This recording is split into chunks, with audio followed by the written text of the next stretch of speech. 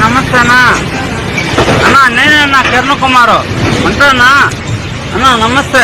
మహాత్ముని మనము గౌరవించవలసిన అవసరం ఎంతైనా ఉన్నది. కాకపోతే కొంచెం డిసప్పాయింట్ అయినాం. సరే, ఇక మనం మన సాంప్రదాయాలు మనం పాటించుకుంటూ అయినా రేపు కొనేది ఈ రోజు కొంటున్నాం. ఇలా రాత్రికి రాత్రి మారిపోయారేంట్రా? ఏంట్రా ఈ అన్యాయం?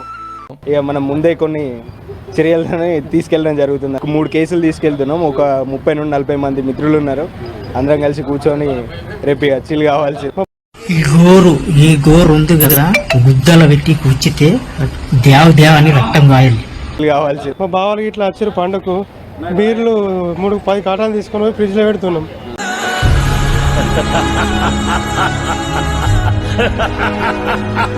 సుక్క ముక్క అనేది కంపల్సరీ అన్న. మా తెలంగాణలో మటన్ కానీ మందు కానీ అన్ని ఈ రోజే ప్రిపేర్ చేసుకుంటున్నాము.